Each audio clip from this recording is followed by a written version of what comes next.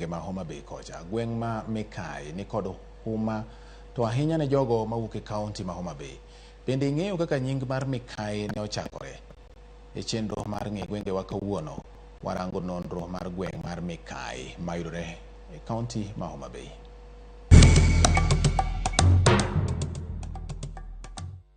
Enti chario manyien kendo Ramogi harwaki e tielo machielo e chenro ni mar ng'e gwengewa.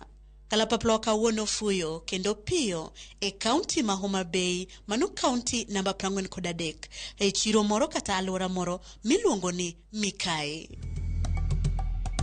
Mikai yudore e Rachuonyo East Sub County. An kaka Ramogi, nying mar Mikai kawinjo to pacha paro mano en dhako mokwongo ma onyuom e anyuola kata e familia. To kawuono wayudo ni nitiere chiro ma iluongo ni Mikai.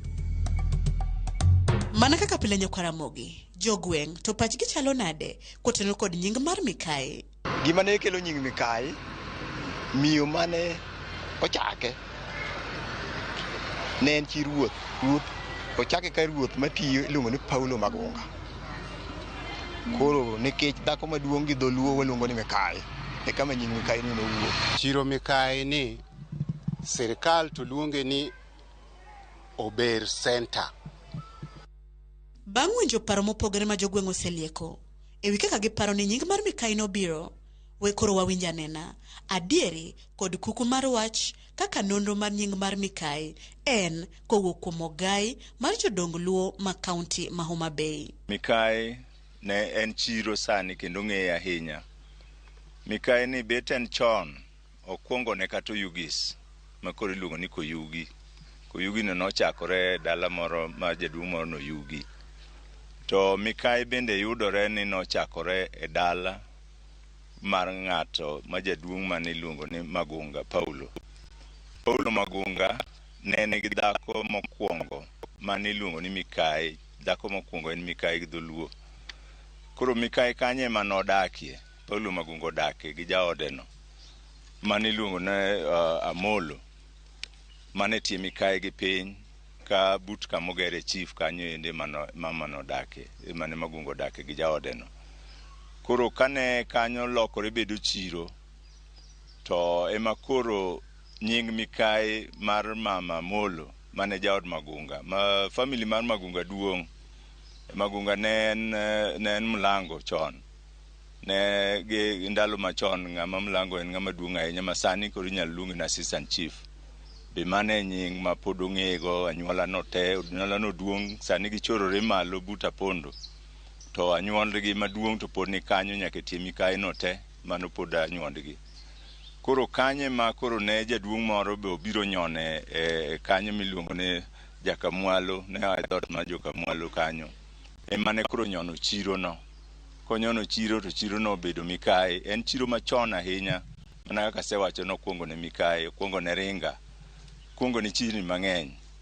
Omiyo kanye makele obedo Mikai nikech mama Molo ma jaod Paulo Magunga emane ni kanyo, omiyo koro kanyo chakore ni Mikai. Anyalo wacho ni mana kaka pacha kod pachi ne paro ni Mikai nyalo tenore mana kod nying mar dhako mokwongo ma onyuom e anyuola kata e familia. Mana kaka oselernwa kod ogai kaka nying mar Mikai nobiro, koro wawinj anena ere kaka Mikai ong'ere to sedongore yo machalo nade. Koro kochakore chiro to chon en batatre, iluongo ni batatre. Koro miyo ni mano chako gi gik miuso kata koro gino wuok nyinge. En stage maduong' ahinya mong'ere higni machon, ma kanyo emane ji lorie kadhi e pinje mopogore opogore ka kwanyo gini ka kelo kojwach mamalo koni ne lor Mikai. Mikai kako bedo Mikai no e East Kasipul mangima, ene mokwongo bedo kar chief kata kar ruoth kane koro East Kasipul bedo obedo location. East Kasipul oting'o kakelo ka kwanyo gi kojwach. Sechego ne ka Mikai kanye mane oger kaka chief samane koro pog piny. Koro kanye mobede kato sani bende bang'e to chako bedo osiptal moting'o area mar East Kasipul ni te, ma iluongo ni Mikai mokwongo bedo osiptal. Koro ka moko kaka Kimonge obiro, Maringa sani obiro, to gi mamoko.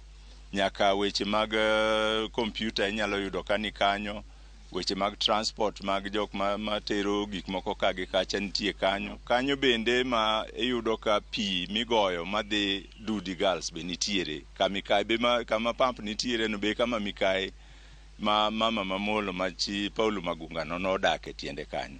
Koro en gi weche mang'eny kanyo endo mag ohala mane.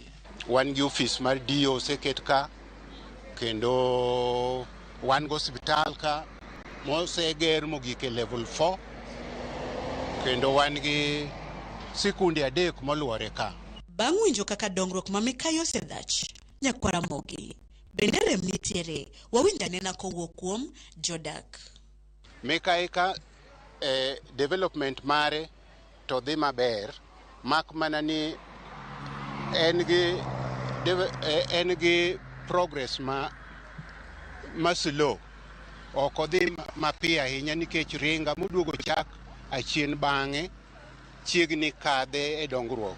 Gedo mang'eny mage moko pok oger, kendo ohelni mitimo ka gin ohelni mana matindo, to investment pok obede madongo, ute madongo pok oger ka. Mana kamano nyakwa Ramogi gi kanyo mwachopo godo e giko mar tielo machielo e chenro ni mar Gwengewa, kendo sani ang'eyo ni kiwinjo ni Mikai e sub county mar Achonyo East, Homa Bay County, ting'eyo nonro mar nying mar Mikai kaka ne obiro, kendo kaka ne ochakore, kaka osedongore nyaka sani, kod nyaka rem ma jogweng' ni godo magigombo ni otimnegi. Ka okamano to medikete mane wang' joy mari mar Ramogi, nikech kae ema pod ibro medo winjoe nonro mag gwenge mopogore ma igombo winjo. Oriti masani, warom kendo juma manyien seche machalo kod magi. Nyinga Millicent Adhiambo.